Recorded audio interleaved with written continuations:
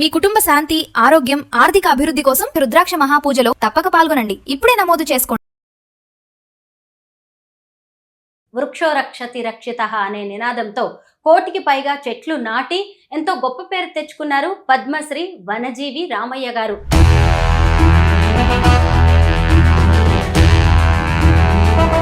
ఆయన జీవితం ఆధారంగా నిర్మించిన వనజీవి రామయ్య షార్ట్ ఫిల్మ్ కు గద్దర్ అవార్డు కూడా వచ్చింది. ఆస్కార్ అవార్డ్ వరకు ఇంటర్నేషనల్ వైజ్గా, నేషనల్ వైజ్గా ఈ ముందుకు తీసుకెళ్లాలనే ఉద్దేశంతోనే చేసినాం కాబట్టి ఖచ్చితంగా ఎక్స్పెక్ట్ చేసాం.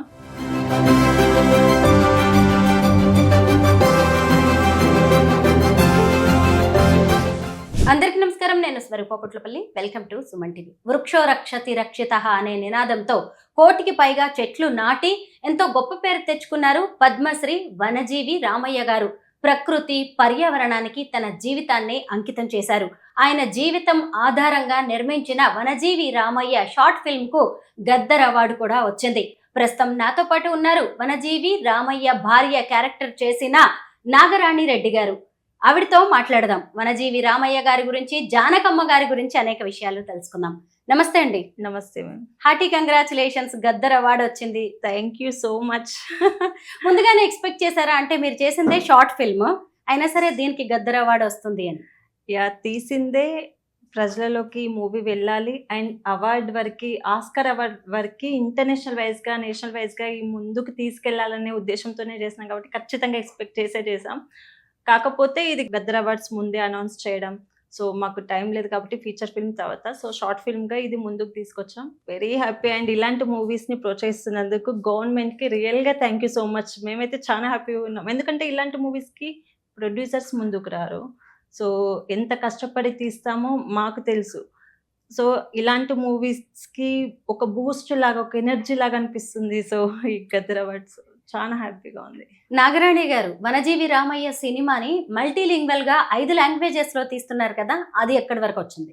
ఇప్పటి వరకు అయితే తెలుగు షార్ట్ ఫిల్మ్గా తీసాము, గద్దర్ అవార్డుకి పంపించాము. ఇంకా నెక్స్ట్ ఏంటి ఫర్దర్గా ఇంకా అని డైరెక్టర్స్ అండ్ మేమందరం డిస్కస్ చేసుకొని నేషనల్ వైజ్గా మళ్ళీ ఎప్పుడు స్టార్ట్ చేయాలి, దాన్ని ఇంటర్నేషనల్ వైజ్గా కూడా 5 లాంగ్వేజెస్ అనుకుంటున్నారు. సో అవన్నీ డిస్కషన్స్ అవుతున్నాయి. సో వనజీవి రామయ్య గారి భార్య జానకమ్మ క్యారెక్టర్ అనగానే మీకు ఎలా అనిపించింది? ఆవిడ్ని కలిసారా? ఆవిడ తన ఎక్స్పీరియన్సెస్ ఏం షేర్ చేసుకున్నారు మీతో? నాకు అయితే జానకమ్మ పాత్ర చేయడం చాలా హ్యాపీగా అనిపించింది. ఎందుకంటే యాక్చువల్గా ఈ రోల్ గురించి చెప్పాలి అంటే నాకు ముందుగా కథకళి మూవీ చేస్తున్న టైంలో బ్రహ్మాజీ గారి కాంబినేషన్లో నేను చేశాను. సో సార్ ఈ రోల్కి రిఫర్ చేయడం జరిగింది. అప్పుడు డైరెక్టర్ గారు వెంటనే ప్రొఫైల్ సెండ్ చేయమనడం అండ్ అన్ని ఫోన్స్లో జరిగిన తన విజన్లో నేను జానకమ్మగా నన్ను చూడడం అది నా అదృష్టం. ఎందుకు అంటే వనజీవి రామయ్య గురించి అందరికీ తెలుసు మోస్ట్లీ. కాకపోతే తన ఇంటర్వ్యూసే చాలా రేర్గా ఉన్నాయి. కానీ తన ఫ్యామిలీ గురించి, తన వైఫ్ గురించి అసలు ఎవరికి తెలీదు. సో అది కూడా నేను కూడా ఫస్ట్లో ఏమనుకున్నానంటే ఏదో రామయ్య పక్కన వైఫ్ నార్మల్గా ఉంటుంది, హౌస్ వైఫ్ కదా అన్నట్టుగా అనుకున్నాను. కానీ ఎక్కడ తగ్గదు, బ్రహ్మాజీ గారికి ఈక్వల్గా ఉండే రోల్ ఇది. So I'm so happy. ఇలాంటి రోల్ రావడం నాకు చాలా హ్యాపీగా ఉంది. అసలు నాకు చాలా ప్లస్ అవుతుంది కూడా. ఇలాంటి అన్ని తనకి సపోర్ట్ చేసే దాంట్లో లవ్ ఉంటుంది అండ్ పిల్లల్ని చూసుకునే రెస్పాన్సిబిలిటీ ఉంటుంది. అసలు రాముడికి సీతల్లాగా ఎంత అన్యోన్యంగా అసలు ప్రతి దాంట్లో తనకు సపోర్ట్గా ఉంటుంది.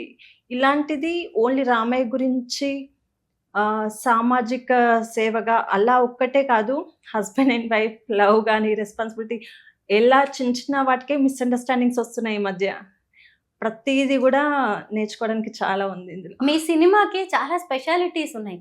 ముఖ్యంగా ఏంటంటే రామయ్య గారి బయోపిక్, అలాగే సీనియర్ యాక్టర్ బ్రహ్మాజీ గారితో కలిసి యాక్ట్ చేయడం, ఆయన వైఫ్గా యాక్ట్ చేయడం, మళ్ళీ జానకమ్మ అనే ఒక డీగ్లామర్డ్ రోల్.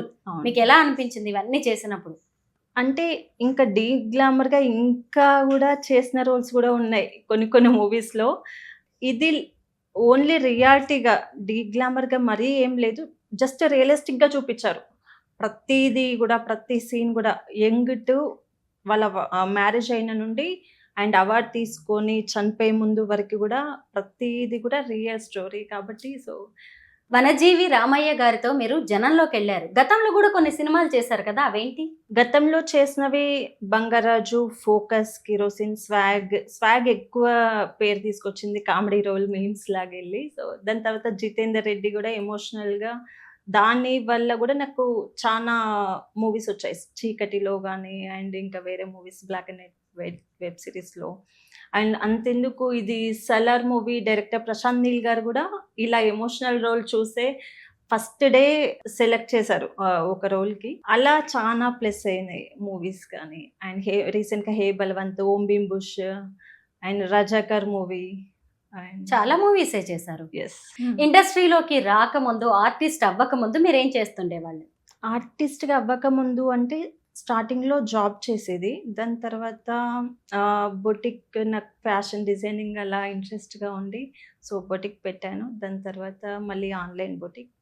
అండ్ నాకు చిన్నప్పటి నుండి ఆర్టిస్ట్ అవ్వాలని మెయిన్గా ఉండేసరికి మళ్ళీ అవి పక్కన పెట్టి సో ఆర్టిస్ట్గా మెయిన్గా తర్వాత రావడం జరిగింది. ఇక ఇండస్ట్రీలో ఆడవాళ్ళకి కొన్ని ఇబ్బందులు ఉంటాయి, వాళ్ళు చెప్పిన మాట వినకపోతే ఇంకా రకరకాల సమస్యల్ని మనం ఫేస్ చేయాల్సి వస్తుంటుంది అనేది వింటూ ఉంటాం. ఇందులో నిజమెంత? మీరు ఎప్పుడైనా అలాంటి పరిస్థితులను ఎదుర్కొన్నారా? బేసిక్గా ఇప్పుడు మన థాట్స్ కానీ మన వర్క్ కానీ ప్రతిదీ గుడ్గా థింక్ చేస్తే, మనం ఏంటో మనకు తెలిస్తే ఎక్కడ ఏది ఇబ్బంది ఉండదు అని అంటారు. బట్ కొన్ని చోట్ల ఇబ్బంది ఖచ్చితంగా ఉంటుంది. ఏ ప్రొఫెషన్ అయినా, not only this, A profession అయినా గుడ్ ఉంటుంది, బ్యాడ్ ఉంటుంది. అలాంటిది వస్తే నో అని, మన వర్క్ ఏంటి, మన విజన్ ఏంటి, మన ఫోకస్ ఏంటి అనేసి దాని మీద కాన్సన్ట్రేట్ చేస్తాయి. సో ఈరోజు కాకపోతే వర్క్ అనేది కొంచెం లేట్గా రీచ్ అవ్వచ్చు. అలా లేట్గా రీచ్ అయింది కాబట్టి ఇప్పుడు 7-8 ఇయర్స్కి ఇక్కడ ఉన్నాను. చాలా మంది ఆడవాళ్ళు అనుకుంటూ ఉంటారు, మా హస్బెండ్ జాబ్ చేస్తున్నారు, ఆయన సంపాదిస్తున్నారు, మళ్ళీ నేను కూడా కష్టపడ్డం ఎందుకు, ఇంట్లో ఉండి పిల్లల్ని చూసుకుంటే చాలు అనుకుంటారు. కానీ అసలు ఆడవాళ్ళకి ఫినాన్షియల్ ఇండిపెండెన్స్ అనేది ఎంతవరకు అవసరం? ఆడవాళ్ళకి ఫైనాన్షియల్ ఇండిపెండెన్స్ చాలా ఇంపార్టెంట్. అది ప్రతి ఒక్కరు ఫేస్ చేస్తారు. నేను ఫేస్ చేశాను ప్రతి ఒక్కరి లైఫ్లో. ఎందుకంటే ప్రతి ఒక్కరు మాటల్లో అంటారు హోమ్ మేకర్గా ఉండడం చాలా గ్రేట్, వాళ్ళ వర్క్ మీద ఏది సరిపోదు, అసలు వాళ్ళు గ్రేట్ అనేసి.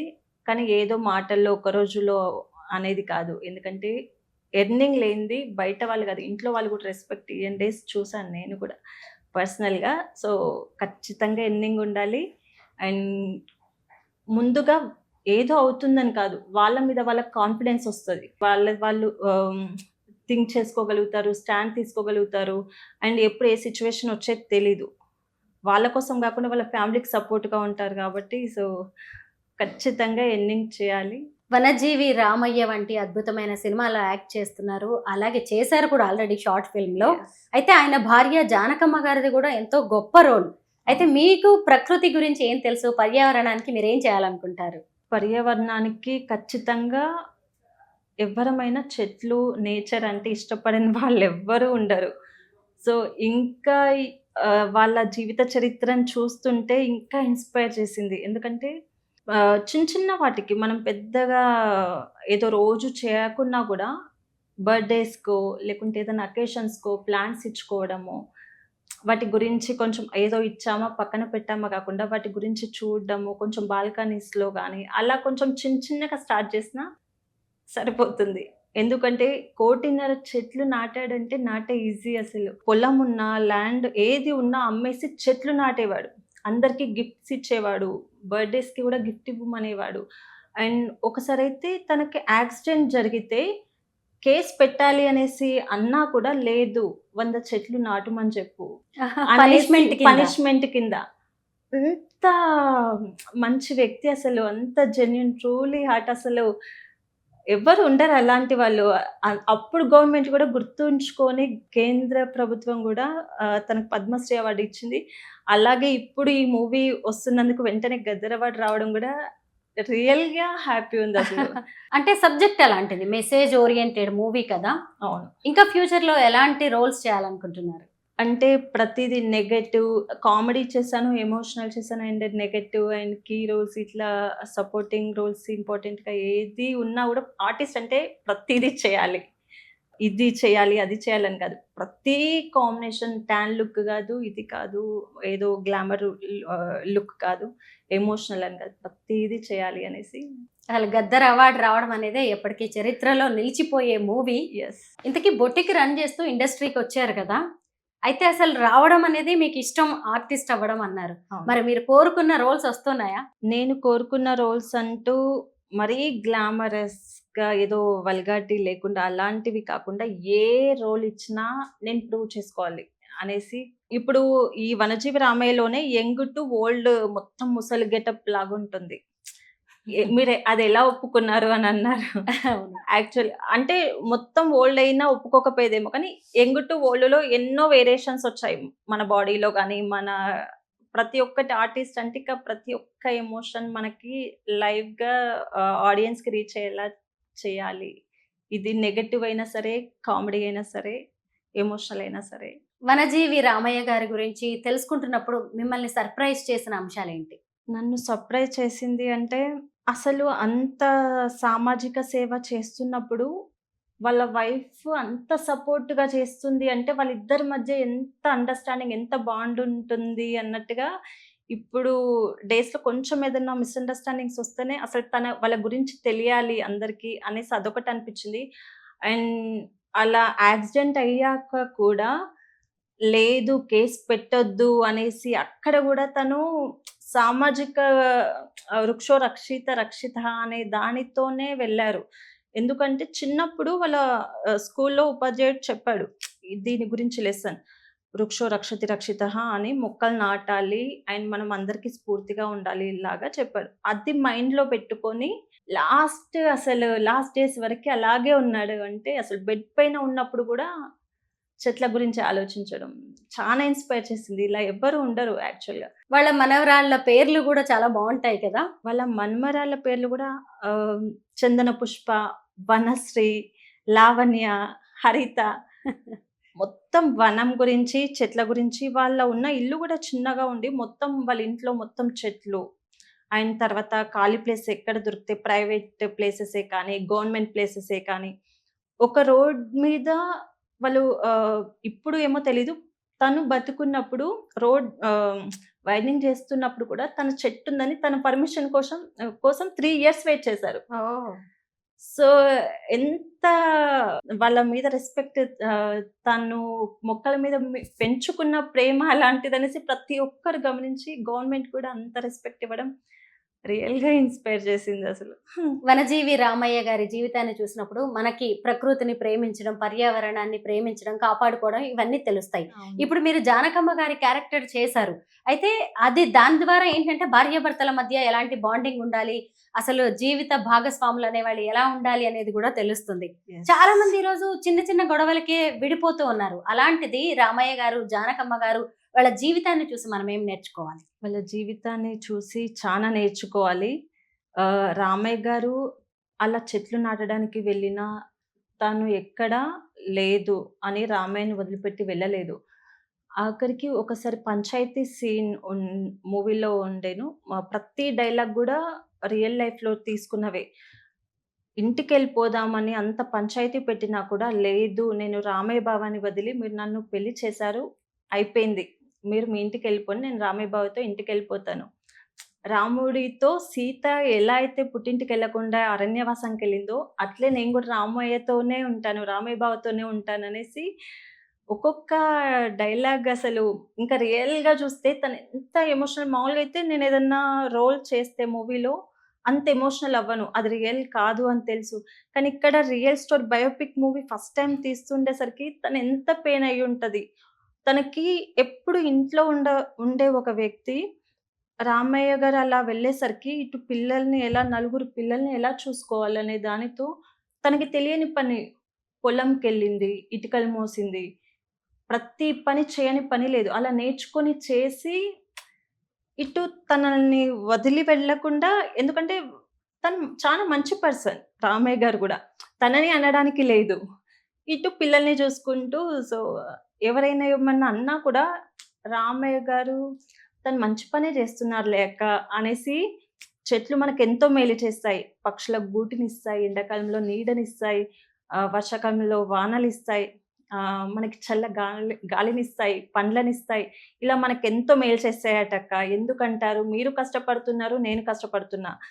మీ మొగుళ్ళ సంగతి తెలీదు కానీ, నా మొగుడు మాత్రం బంగారం అని అలా ప్రతి ఒక్కరి దగ్గర ఆమె గురించి సపోర్ట్ చేస్తూ అసలు చాలా కష్టపడింది. నాగరాణి గారు, పెళ్ళయ్యాక పిల్లలు పుట్టాక చాలా మంది ఆడవాళ్ళు తమకున్న కలల్ని నిజం చేసుకోవడం అనేది ఆపేస్తూ ఉంటారు, వాటిని అక్కడికే వదిలేస్తూ ఉంటారు. కానీ మీరు మాత్రం ఆర్టిస్ట్ అవ్వాలనే మీ కళని నిజం చేసుకున్నారు. అది ఎలా జరిగింది? యాక్చువల్‌గా నాకు ఇప్పటిది కాదు, మా ఇంట్లో వాళ్ళకి చెప్పలే గానీ, నేను 10థ్ క్లాస్‌లో ఉన్నప్పుడే ఆర్టిస్ట్‌గా అవ్వాలి, ఎలా అయినా రావాలి అనేసి అనుకున్నాను. బట్ అప్పుడున్న సిట్యుయేషన్స్‌కి ఇండస్ట్రీ అంటే ఏంటో తెలీదు. ఒక భయం అలా ఉండేది. తర్వాత ఇన్ని ఇయర్స్‌కి ఇప్పుడు గూడా చేయకపోతే ఎలా? అంటే మేమున్న హౌస్‌లో, అపార్ట్‌మెంట్‌లో మా పైన రిలేటివ్స్ ఉండేవాళ్ళు. 'మహర్షి' మూవీ వంశీపైడిపల్లి డైరెక్టర్ వాళ్ళు. సో, వాళ్ళొచ్చేవాళ్ళు. అండ్ మా ఫ్రెండ్స్ కొందరు ఎడిటర్‌గా అట్లా కొందరు చేస్తుండేవారు. అందరూ మళ్ళీ వాళ్ళని చూస్తూ, అంతకుముందు బెంగుళూరులో ఉండేది. వాళ్ళని చూస్తూ ఓకే, మళ్ళీ వచ్చేద్దాము ఇండస్ట్రీకి. ఎందుకు నేను ట్రై చేయాలి గదా! నేను అలా అనేసి ఇంట్లోనే ఎందుకు కూర్చోవాలి అనేసి ఒక్కసారి ట్రై చేద్దాం అనేసి చేశాను. అలా ఆడిషన్స్ ఇస్తూ ఒక్కొక్కటి 1 బై 1 మూవీస్‌కెళ్తూ. వనజీవి రామయ్య గారి జీవితం ఎంతో మందికి ఆదర్శప్రాయం. అలాంటిది షార్ట్ ఫిల్మ్ తీసి ఆయన మీద గద్దర్ అవార్డు అందుకున్నారు. అసలు సూపర్. మీరు ఇలాంటి సినిమాలు ఇంకెన్నో చేయాలని కోరుకుంటున్నాం. Thank you so much thank and you all the so best. Much.